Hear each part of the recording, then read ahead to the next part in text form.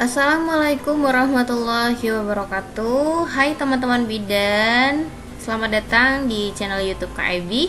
Hari ini Kak Ebi bakalan membahas soal hukum kebidanan part 11. Untuk kalian yang baru bergabung, kalian bisa scroll video aku di awal. Itu udah ada ya, aku share soal hukum kebidanan sebelumnya. Kita langsung ke pembahasan soal yang pertama. Seorang perempuan umur 31 tahun datang ke PMB ingin menggunakan kontrasepsi. Dari hasil anamnesa sedang haid hari kelima, mempunyai 3 anak, umur anak terkecil 5 tahun, tidak pernah atau sedang menderita penyakit kandungan. Hasil pemeriksaan tensinya normal, nadi, suhu, pernapasan normal. Tidak ada benjolan abnormal pada payudara dan abdomen. Bidan memberikan pilihan kontrasepsi, klien memilih penggunaan AKDR. Bagaimana cara kerja kontrasepsi yang dipilih klien tersebut? A. Mematikan sperma, B. Menghambat ovulasi, C. Mencegah implantasi, D. Mengentalkan lendir serviks, E. Menebalkan dinding endometrium. Apa jawabannya? Ini teoritis ya.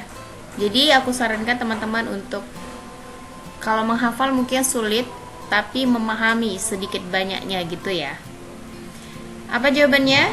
Ya, jawaban yang tepat adalah yang C ya, mencegah implantasi. Rasionalnya, cara kerja AKDR mencegah implantasi dalam uterus, menghambat kemampuan sperma untuk masuk ke tuba falopi, mempengaruhi fertilisasi sebelum ovum mencapai kafum uteri. Nah, kemudian AKDR ini akan bekerja mencegah sperma bertemu dengan ovum. Kata kuncinya dia sedang haid hari kelima nih. Bidan memberikan pilihan kontrasepsi yang AKDR ya. Jadi sudah bisa dipasang kalau dia masih haid hari kelima gitu kan. Tapi apakah boleh menggunakan kontrasepsi lain seperti suntik atau pil? Ya boleh ya. Cuman karena dia ingin menggunakan kontrasepsi jangka panjang gitu kan, jadi bagusnya kita menyarankan untuk menggunakan AKDR ya. Kita lanjut ke soal yang kedua. Seorang perempuan umur 28 tahun datang ke PMB ingin menggunakan KB metode kalender. Dari hasil anamnesa sedang haid hari ketiga, siklus haidnya tidak teratur, telah mempunyai 1 anak usia 1,5 tahun, masih aktif menyusui, riwayat menggunakan KB kondom. Ini untuk tensi, yang lain-lainnya normal, tidak ada pembesaran abnormal. Bidan menyarankan untuk menggunakan metode kontrasepsi lain. Apakah alasan bidan memberikan saran yang bertentangan dengan keinginan klien? Riwayat KB kondom, anak umur 1,5, sedang haid hari ketiga, sedang aktif menyusui, siklus haid tidak teratur. Gampang banget ini mah. Apa jawabannya? Jawaban yang tepat yang E ya. Jadi kalau rasionalnya, keterbatasan metode kalender pantang berkala itu tidak bisa ya kalau kita siklus haidnya tidak teratur. Nah, jadi harus mengamati siklus menstruasi minimal 6 kali siklus, dan siklus menstruasi yang tidak teratur menjadi penghambat. Jadi kalau 6 kali siklus itu berarti minimal kan 6 bulan terakhir ya, bahwa ibu itu tahu jadwal mensnya. Apakah 35 hari, 28 hari gitu kan. Tapi kalau mensnya itu jauh-jauh dan dia lupa, nah jadi untuk metode kalender itu sangat tidak disarankan ya. Kata kuncinya teman-teman bisa baca ya, di pause dulu aja videonya ya. Aku langsung ke soal berikutnya.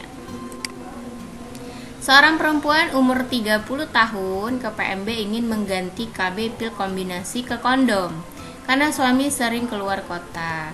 Dari hasil anamnesa sedang haid hari kedua, telah mempunyai anak umur 4 tahun. Untuk pemeriksaan tensi, nadi, suhu, pernapasannya normal.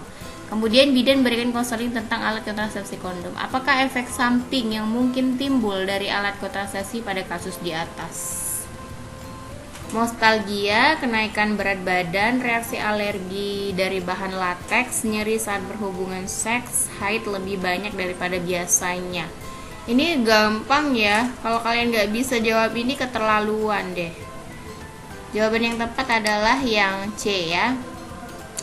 Jadi rasionalnya pada sebagian orang bahan latex yang digunakan untuk kondom menimbulkan reaksi alergi ya. Jadi kalau kita kasih tahu ibu kalau jangka panjang pakai kondom, perhatikan apakah ada alergi atau tidak pada suami, seperti itu ya.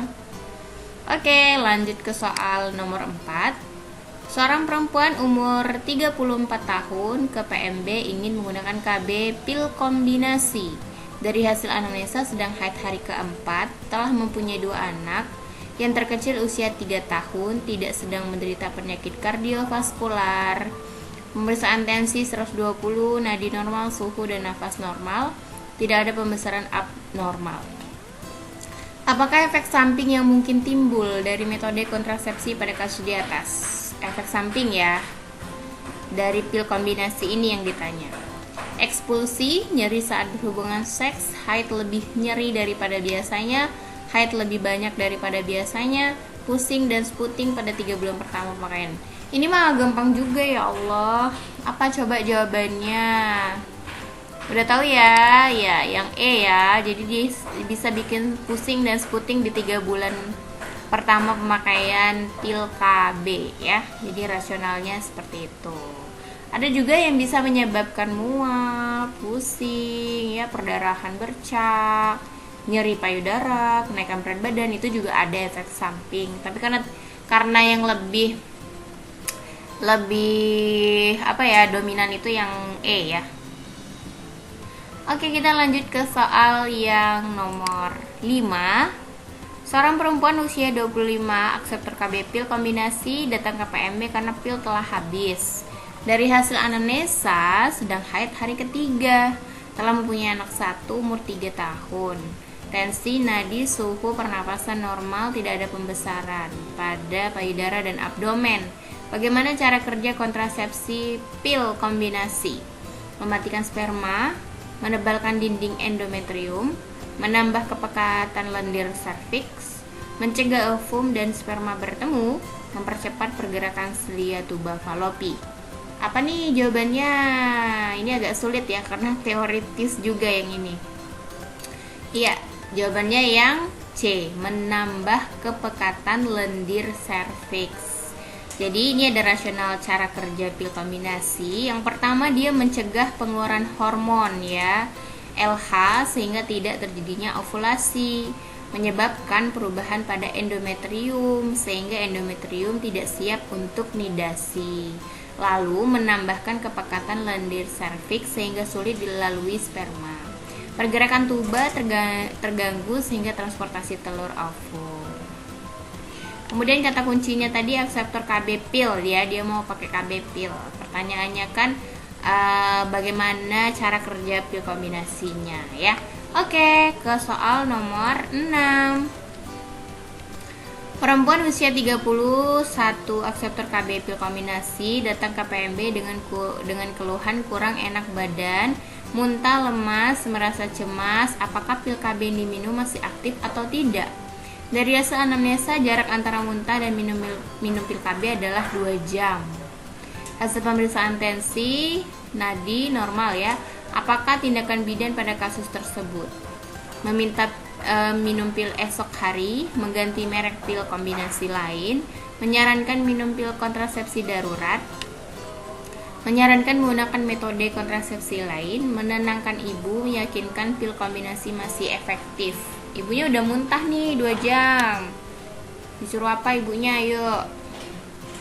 Kalau pakai kondar ya, kontrasepsi darurat yang C ini lebih kalau dia udah ada keterangan dia habis berhubungan minimal 12 sampai 72 jam.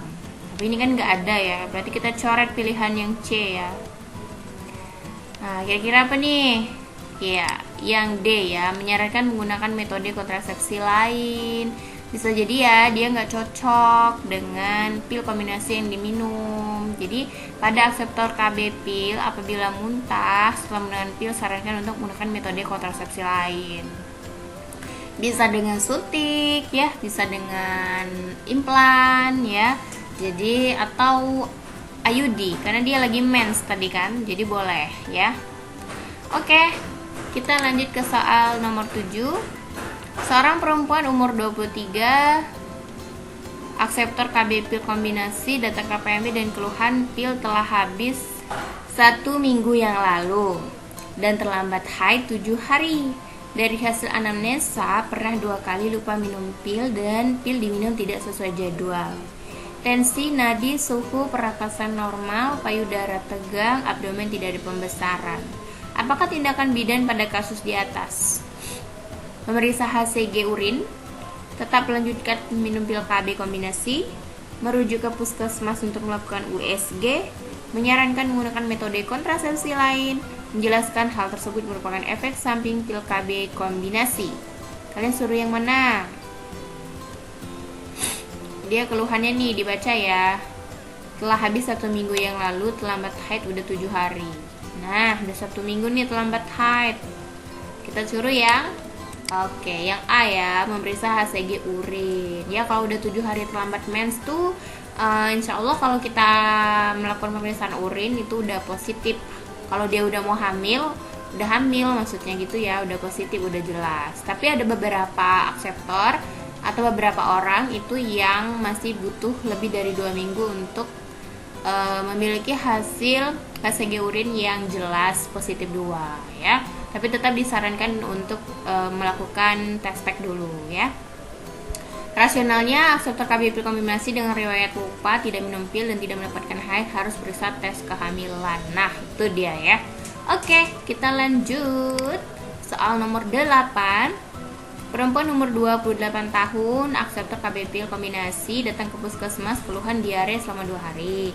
Dari hasil anamnesis, masih dapat makan minum dengan baik. Pil kombinasi telah diminum sesuai jadwal dan terisa 20 biji, serta tidak sedang haid. Hasil pemeriksaan tensi, nadi, suhu pernapasannya normal, turgor kulit baik, tidak ada tanda-tanda dehidrasi. Asuhan yang diberikan pada kasus di atas. Asuhan ya. Gimana nih kalian, apakan ibunya nih? Dia masih ada sisa nih 20 biji, masih banyak. Tapi dia minumnya tetap terjadwal. Kalian berikan injeksi KB 1 bulan kah? Masang infus RL karena dia sudah diare, menyarankan mengganti alat kontrasepsi lain, memasang infus RL dan menghentikan pil, menyarankan untuk tetap melanjutkan minum pil kombinasi sesuai jadwal. Kalau aku sih yang E ya. Tuh ya kan bener ya, E ya. Rasionalnya, bila terjadi muntah hebat atau diare lebih dari 24 jam, bila keadaan memungkinkan dan tidak memperburuk keadaan, pil dapat diteruskan ya.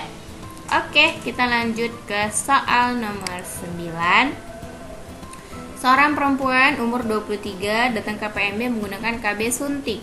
Anamnesis telah mempunyai 1 anak umur 5 bulan, masih aktif menyusui, belum haid sejak persalinan. Tidak sedang menderita penyakit riwayat kardiovaskular, tensi normal nadi, suhu pernapasan. Apakah asuhan yang diberikan pada bidan pada kasus di atas? Berikan injeksi KB suntik 3 bulan, injeksi KB suntik 1 bulan, menganjurkan datang kembali saat sudah haid, memberikan injeksi KB suntik 3 bulan dan menyarankan tidak berhubungan selama 7 hari. Waduh, lama ya Besti 7 hari. Ini kurang efektif ya. Memberikan injeksi KB suntik 1 bulan, menyarankan tidak. Nah, oke, yang D dan E ini eliminasi ya. Ini enggak. Jadi yang A, B atau C? Kalau aku kayaknya yang C deh. Kalian yang mana nih? Tapi kita lihat ya kunci jawabannya. Nah, yang C ya, menganjurkan datang kembali saat sudah haid. Bila klien 6 bulan pasca melahirkan, menyusui serta belum haid, suntik KB suntik 3 bulan dapat diberikan dapat diberikan pada siklus haid 1 sampai dengan ke-7 ya. Jadi setelah 6 bulan nanti ya baru kita sarankan untuk datang kembali dengan catatan ketika sudah haid ya. Oke, soal yang terakhir ya, yang ke-10. Ini perempuan usia 25, nifas hari ke-42. Datang ke PMB untuk kontrol ingin menunda kehamilan dengan menggunakan KB suntik. Anamnesa riwayat persalinan SC, bayi lahir tidak segera menangis dan meninggal saat umur 8 hari. Tidak sedang menderita riwayat penyakit kardiovaskular. Tensi, nadi, suhu pernapasan normal, ASI sudah tidak keluar, TFU tidak teraba. Tidak ada pengeluaran dari vagina. Asuhan yang berikan bidan. Menganjurkan datang kembali saat sudah haid. Memberikan injeksi KB suntik 1 bulan saat itu juga. Memberikan injeksi KB suntik 3 bulan saat hari kelima haid. Menyarankan langsung program hamil, tidak perlu ikut KB. Merujuk puskesmas untuk pemeriksaan luka jahitan SC. Yang mana teman-teman dengan kasus di atas?